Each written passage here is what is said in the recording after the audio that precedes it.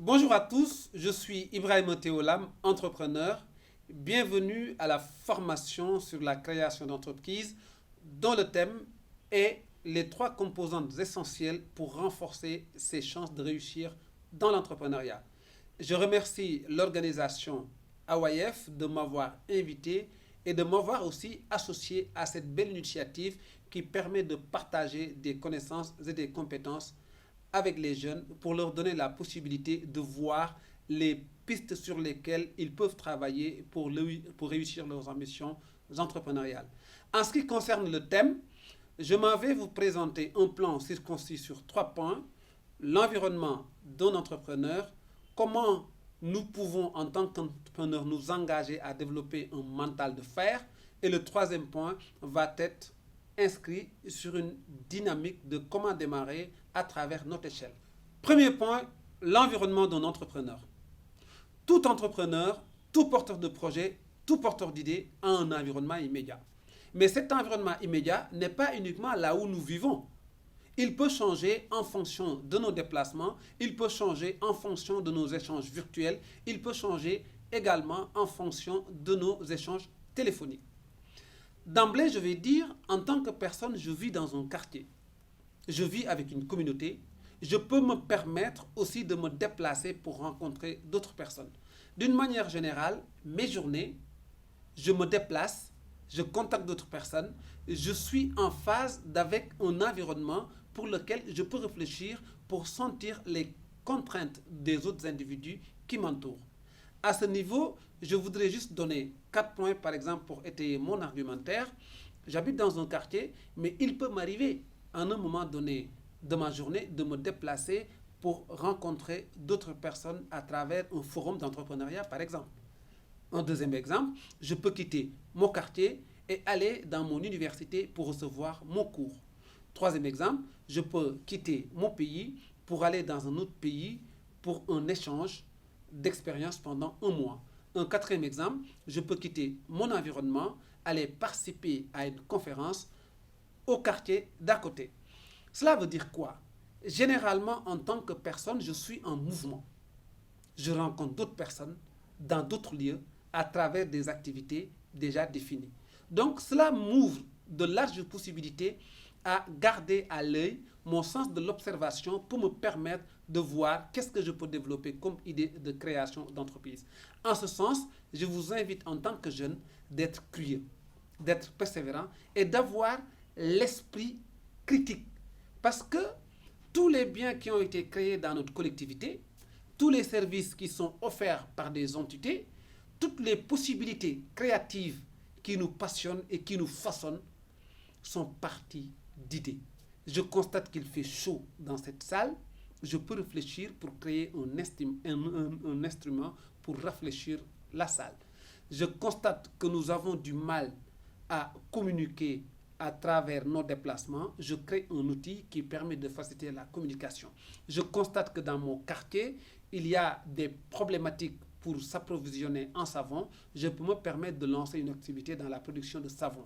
Je vois que dans mon quartier, il y a des femmes qui vendent du savon. Le savon est très bien préparé et respecte toutes les normes, mais les dames qui vendent le savon ont des problématiques en ce qui concerne leur communication pour faire booster leurs activités. Et là, je me donne comme objectif de réfléchir sur ces types d'idées pour créer des opportunités dans mon environnement. Et là, je me lance. Mais dans cet environnement aussi, il est important de parler des services. Je peux habiter dans un quartier où les jeunes qui y habitent ont des besoins d'être accompagnés dans leur projet de création d'entreprise. Imaginez, je suis dans une classe de Master 2 en gestion de projet. J'ai eu la chance d'avoir affronté les cours de comment accompagner les jeunes porteurs de projets. Je peux me définir comme une personne ressource qui peut apporter son expertise pour une jeunesse. Et je peux également aussi habiter dans un environnement où il existe des besoins en soutien scolaire. Donc, dans mon environnement, je dois être curieux, je dois être critique, je dois être dans une mesure d'observer. Et quand j'observe, j'ai la possibilité de commencer. Et pour démarrer, nous allons le voir dans une troisième partie, mais j'aimerais bien vous inciter à voir que dans cette partie intermédiaire, il faut que vous soyez armé de courage, de persévérance pour développer un mental fort pour y arriver. Pour le deuxième point, je vais aborder comment développer un mental fort pour résister dans l'entrepreneuriat. En tant que jeune, je vous invite dans un premier temps à vous dire, si vous avez l'ambition de gagner, si vous avez l'ambition de créer, si vous avez l'ambition d'innover, vous êtes en face d'un monde problématique. Parce que la vie d'un entrepreneur est jalonnée de succès, bien évidemment, mais il y a tellement de contraintes, on peut trébucher à tout moment. Donc si quelqu'un vous dit que l'entrepreneur, c'est quelqu'un qui a de l'argent, qui a de belles maisons, qui a des voitures, mais qui a toutes les possibilités pour satisfaire ses besoins, peut-être c'est possible, mais en tout cas à mon niveau, l'entrepreneur, c'est quelqu'un qui réfléchit et qui apporte des solutions face à des contraintes de la société. Mais en apportant des solutions, on peut gagner de l'argent qui est beaucoup plus conséquent suivant l'investissement de départ que nous avons mobilisé, comme nous pouvons rester pendant plusieurs années à mobiliser de l'argent et qu'on ne trouve pas les possibilités de gagner assez plus de ce qu'on a investi. Donc on n'est pas plutôt dans une logique de gain dans les premières années de départ. En matière entrepreneuriale, la première chose qu'on peut mettre en évidence, c'est que vous avez réfléchi sur une idée, maintenant comment la matérialiser. Avant de matérialiser, on a bien l'esprit que cette personne qui doit matérialiser a son profil, ses caractères, ses qualités. Et c'est pourquoi il est important qu'on voit en tant qu'individu comment on peut développer un mental fort pour résister. Maintenant, dans cette communication, je vais orienter mon sujet sur deux parties. Le premier point, je vais l'adresser aux pays développés. En général, si vous êtes un jeune et que vous vivez dans un pays émergent, voire même un pays développé, vous avez l'essentiel des possibilités qui vous permettent de voir très clair en matière de projets professionnels, en matière d'orientation, en matière d'accompagnement. Parce que dans vos pays, en tant que jeunes qui vivent dans les nations développées ou émergentes, vos dirigeants ont tellement de possibilités à offrir, de sorte que vous, en tant que jeune, vous pouvez vous concentrer sur un secteur d'activité et tout de suite, vous voyez la réponse positive. Donc, vous avez moins de contraintes, moins de difficultés pour amorcer cette phase débutant en entrepreneuriat. Même dans une certaine mesure, si vous avez déjà votre entreprise, vous trouvez généralement toutes les possibilités d'accompagnement que les pouvoirs publics ont déjà développées pour vous. Mais au niveau africain, le deuxième sous-point, nous pouvons imaginer que notre environnement est très favorable en matière de création d'activités parce que nous avons énormément de ressources. Du pétrole, gaz, bois, cacao, ainsi de suite. Ce qui veut dire que nous sommes dans un territoire adossé à des ressources minières, des ressources pétrolières, des ressources énergétiques immenses qui peuvent nous aider à développer de belles perspectives en matière d'entrepreneuriat. Par contre, il faut noter aussi, dans cet environnement, il existe des toutes petites possibilités qui permettent à des jeunes de démarrer. Maintenant, tout ça est inscrit dans une logique d'une personne qui porte cette volonté d'entreprendre. Comment vous devez vous comporter? Il est important de souligner que tout jeune qui veut entreprendre doit voir lui-même qu'est-ce qu'il est. Il a quoi? Quels sont ses talents? Quelles sont ses possibilités? Quelles sont ses capacités? Quelles sont ses compétences? Et je vous invite donc à vous évaluer. La première chose qui est importante avant de se confronter avec une activité, c'est d'évaluer ses capacités, ses potentialités. Le fait de nous évaluer nous permet de nous rendre compte, est-ce que nous avons les possibilités pour démarrer? Est-ce que nous devons différer? Est-ce que nous devons renoncer? Et ces éléments sont incontournables pour toute personne qui porte l'ambition de créer quelque chose. Après avoir évalué vos capacités, il est important de confronter votre idée avec la réalité. C'est à ce niveau-là qu'en Afrique, qu'il est très difficile de trouver des personnes qui vous entourent et qui acceptent de vous accorder le soutien maximum. Parce que dans notre environnement, vous allez rencontrer en tant que jeune Africain deux catégories de personnes.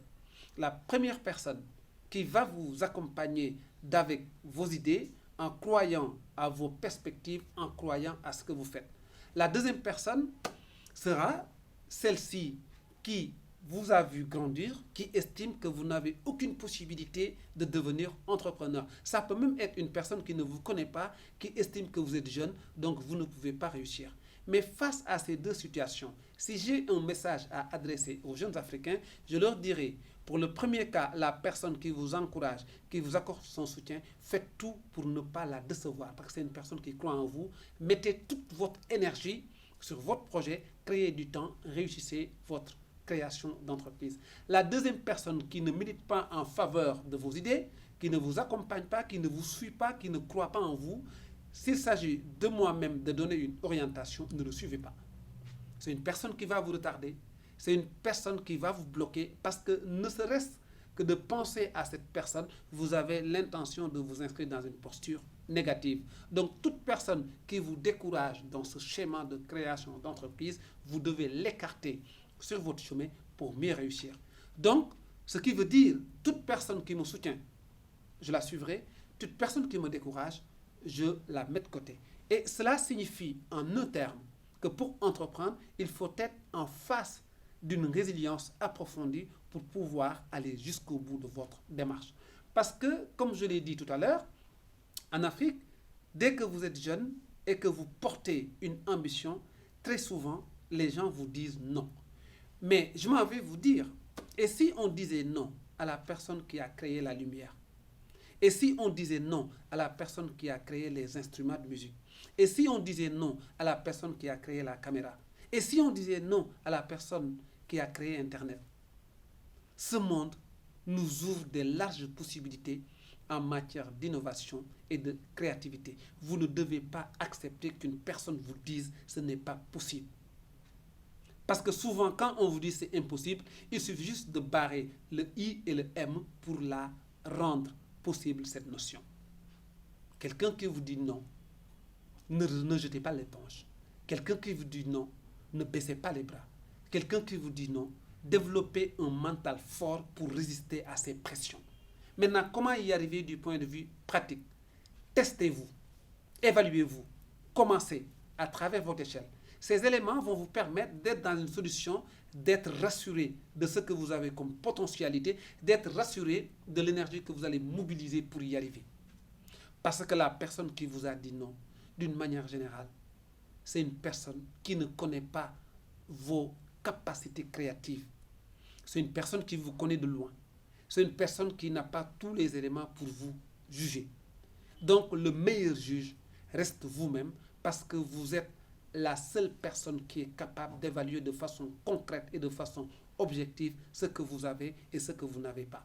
Ce que vous pouvez faire et ce que vous ne pouvez pas faire. Mais de toute façon, ce que vous ne pouvez pas faire peut être un élément inscrit dans la partie à améliorer pour que vous soyez à mesure de corriger cette entrave pour pouvoir réussir. Pour conclure cette deuxième partie de mon intervention globale, je dirais, pour développer un mental fort, il faut être une personne convaincue de ses capacités, de ses potentialités, convaincue de pouvoir déterminer du temps pour réussir, convaincue de pouvoir apporter de l'énergie nécessaire pour s'engager dans une résilience constante et convaincue d'être une personne qui a l'ambition de réussir. Parce que si on a l'ambition de réussir, d'une manière générale, même si on a en face les obstacles les plus importants de la vie, on réfléchira pour trouver des solutions pour les contourner. Donc, chers jeunes du monde, je vous invite à plus d'innovation et de créativité. Chers jeunes africains, je vous invite à plus d'attention au niveau de l'environnement immédiat parce que dans notre continent, il est possible de se faire, de se créer, de s'ambitionner entrepreneur. Donc, c'est possible. Troisième partie, comment démarrer? Vous savez, il y a deux approches. Soit vous démarrez de façon formelle, il vous faut un business plan, il vous faut tous les tableaux très sophistiqués, il vous faut une étude de marché. En tout cas, il vous faut tout un processus pour pouvoir déterminer votre projet sur un papier d'abord. Cela a un risque. Vous pouvez rester concentré pendant 6 mois pour développer cette approche de mise en place de business plan, pour développer cette approche de conception de projet, pour développer cette approche de rechercher des personnes qui peuvent vous accompagner dans le financement de votre projet. Et ces personnes peuvent être des personnes physiques comme des personnes morales. C'est une approche que j'apprécie par rapport à son finesse. C'est une approche que j'apprécie par rapport à cette façon de donner à l'entrepreneur un modèle sur une approche, un itinéraire. Maintenant, concernant de manière générale les jeunes avec les idées qu'ils ont, est-ce qu'il n'est pas préférable de s'orienter sur une autre approche qui consiste à démarrer en fonction de notre échelle? Par exemple, si je prends les pays d'Afrique, nous n'avons pas une très grande possibilité en matière de financement des projets des jeunes.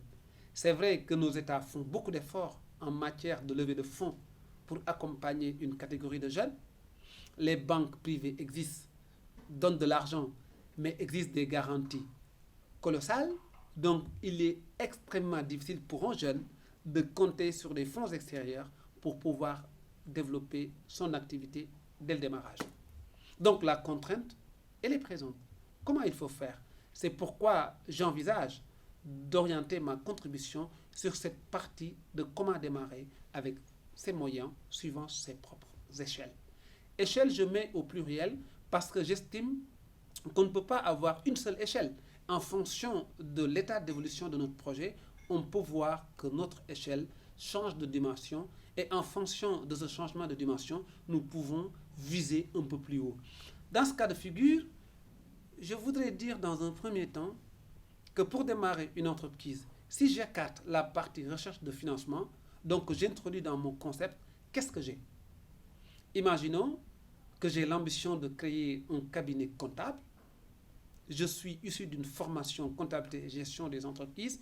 Est-ce que je dois attendre d'avoir des bureaux pour démarrer? Est-ce que je dois attendre d'acheter un logiciel comptable pour démarrer? Est-ce que je dois avoir l'ensemble des certifications pour démarrer? Il me semble que non.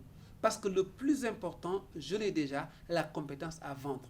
Ce qui me reste à faire, c'est comment convaincre des clients qui nous suivront par rapport à cette aventure. Mais là, je dois faire un travail personnel sur moi-même. Je dois faire un travail personnalisé aussi sur tout ce que je propose comme solution pour pouvoir convaincre des entreprises à me suivre dans cette dynamique commerciale.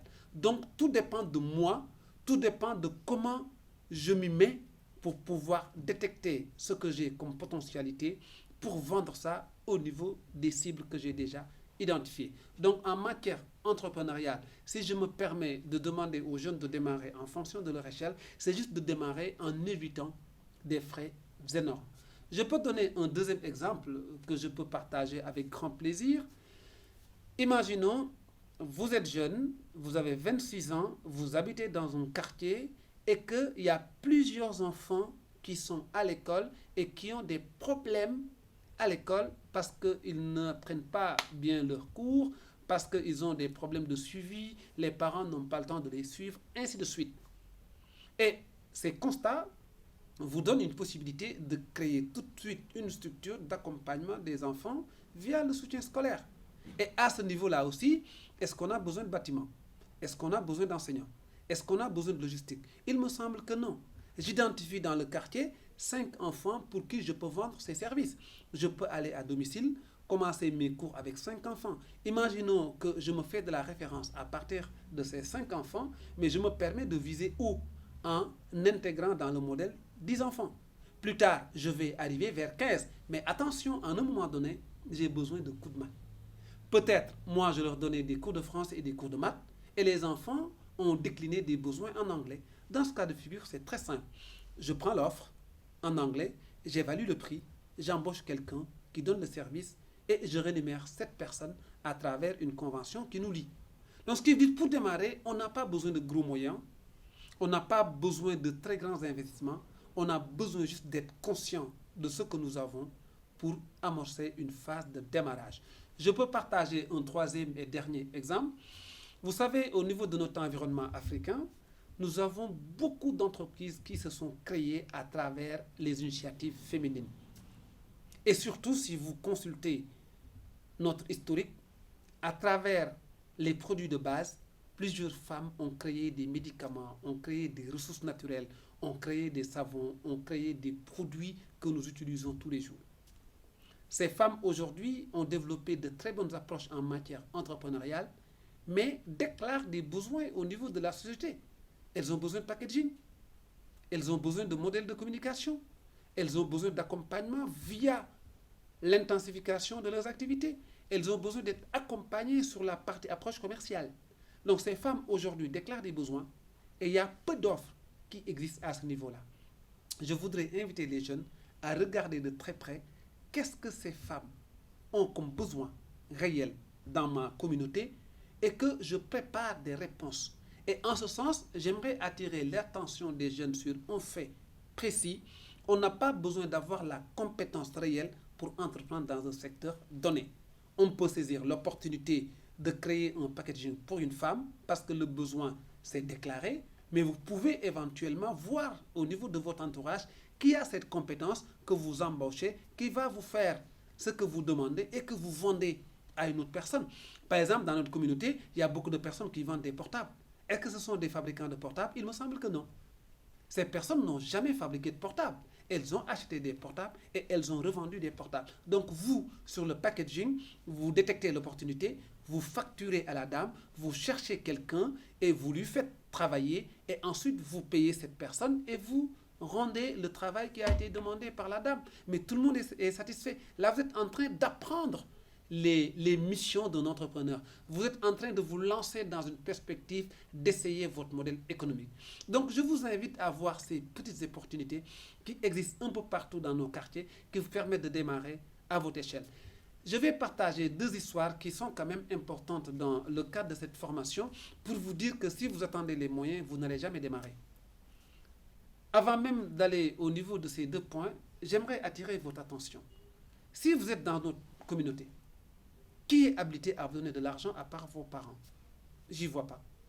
Est-ce qu'il y a une structure qui a l'obligation de vous donner de l'argent? Non. Est-ce que l'État est obligé de vous donner de l'argent? Non. Est-ce qu'une banque est obligée de vous financer? Non. La banque identifie les critères et définit les personnes éligibles et en général, ce sont des garanties que les banques demandent pour financer un projet de création d'entreprise. Donc en tant que jeune, il est très difficile qu'en Afrique, que vous soyez éligible au niveau des dispositifs de financement. Maintenant, si nous prenons les temps qui apportent des fonds publics pour soutenir l'entrepreneuriat dans une communauté, on peut estimer que l'État fait beaucoup d'efforts, mais malheureusement, les fonds dont dispose l'État ne suffisent pas si on évalue la demande. Les besoins sont énormes, l'État a peu de fonds. Donc, d'une manière générale, peu de jeunes accèdent aux fonds publics d'accompagnement à l'entrepreneuriat. Donc, tout ce qui vous reste, c'est de miser sur vous-même et l'étude de l'environnement. Maintenant, si vous misez sur vous-même, vous avez un projet, démarrez en fonction de ce que vous avez. Ce que vous avez, peut-être une compétence. Ce que vous avez, peut-être vendre votre cravate pour démarrer. Ce que vous avez, peut-être vendre vos jeans pour commencer. Donc, les deux exemples que je vais donner, il s'agit d'une fille béninoise qui avait un projet d'ouvrir un magasin de vente de sacs. Déjà, son investissement de départ était de 1 400 000 et je lui ai posé une question, où est-ce que vous allez trouver 1 400 000? Bon, je vais créer l'opportunité à travers un business plan que je vais déposer auprès des banques, je vais consulter le fonds d'appui aux jeunes, je vais contacter mes partenaires pour voir qui peut me financer. De mes conseils, il en est ressorti qu'il est important qu'elle oublie cette partie et qu'elle se concentre sur comment démarrer avec ses possibilités. Finalement, ce qui a été retenu, la femme achète des sacs et revend à travers Internet. Démarche des clients, cherche le sac et vient apporter le sac. Elle se fait sa marche, elle a commencé ainsi. Finalement, après une année d'activité, elle a réussi à avoir une petite table devant chez elle, elle expose les sacs. Un an après, cette dame a réussi à nouer un partenariat avec un propriétaire d'immeuble, elle occupe le rez-de-chaussée, elle vend ses sacs et à la fin de chaque activité, elle partage son argent avec le propriétaire de l'immeuble. Et je n'ai plus de nouvelles depuis une année, mais je pense que son modèle se développe, son modèle s'oriente sur une vision, en tout cas exponentielle, pour qu'elle puisse être une référence pour elle-même et une référence pour la jeunesse. Donc elle a démarré avec des petites choses, elle se retrouve avec une solution de table, ensuite elle se retrouve avec une nouvelle solution de collaboration avec une autre personne. Donc ce modèle n'est pas représentatif partout dans le monde, c'est juste pour dire avec peu de moyens, elle a démarré une activité. Ça marche ou ça ne marche pas, en tout cas, elle a démarré. Le deuxième exemple, c'est un jeune qui est passionné de l'agriculture, qui avait fait un business plan, mais qui a déposé un peu partout son projet. Il n'a jamais eu de coup de fil pour des entretiens en ce qui concerne le financement. Finalement, le jeune a contacté un de ses aînés, il lui a parlé de son projet, on lui a présenté une personne qui l'a accompagné dans la formation et surtout qu'il a présenté à une autre personne pour que ce jeune puisse commencer tout de suite à travers une ferme. Ce jeune a commencé à travers un petit investissement, l'achat de pépinières, l'achat de petits matériels, et le jeune a démarré de façon concrète à faire des semis, à faire des organisations pour lui-même de son agenda pour démarrer. Finalement, le jeune qui a démarré à travers la collaboration avec une autre personne s'est trouvé dans une situation mais d'exceller parce que là, il a démarré. Mais s'il attendait une ferme, des investissements conséquents, un modèle économique bien huilé, un business plan abouti, il ne sera jamais dans une posture de savourer les réussites entrepreneuriales. À travers ces deux exemples, je veux dire à tout jeune qui a l'ambition d'entreprendre de regarder au niveau de son environnement, en commençant par lui-même, comment il peut mobiliser ses ressources pour financer ses premiers investissements. En fonction de nos moyens, on peut démarrer nos activités. Merci.